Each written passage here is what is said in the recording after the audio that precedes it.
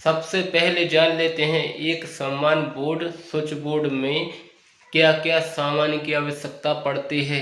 जैसे भाई सबसे पहले आपके लिए स्विच चाहिए 6 एम्पेयर का 16 एम्पेयर का।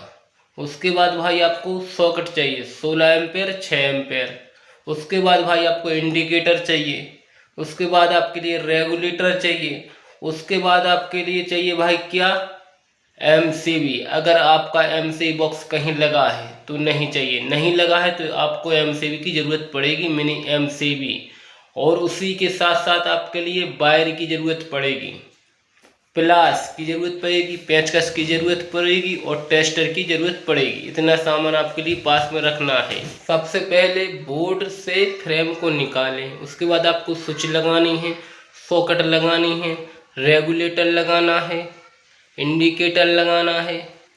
सॉकेट लगा दो पावर वाला नॉर्मल वाला, ऐसे ही स्विच भी पावर वाली नॉर्मल वाली।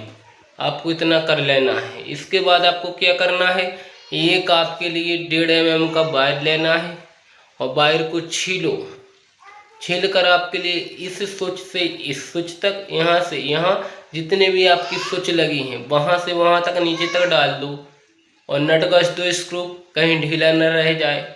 इसके बाद आपने ये करंट वाला तार डाल दिया, फ्यूज वाला तार डालने के बाद आपके लिए क्या करना है, छोटे छोटे टुकड़े करने हैं, 2-3 टुकड़े जितने आपके सॉकेट हैं। एक सिरा सॉकेट में लगना है, दूसरा सिरा आपको स्विच में लगाना है। आपको 1.5 mm की काली वायर लेनी है जो आपके लिए लगानी है कहाँ पर, न्यूट्रल है भाई।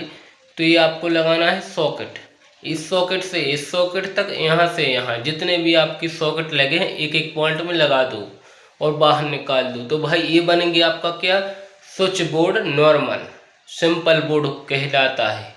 तो भाई इस तरीके से आपको वायरिंग करनी है बोर्ड की। आप समझ गए हो कि नहीं समझा।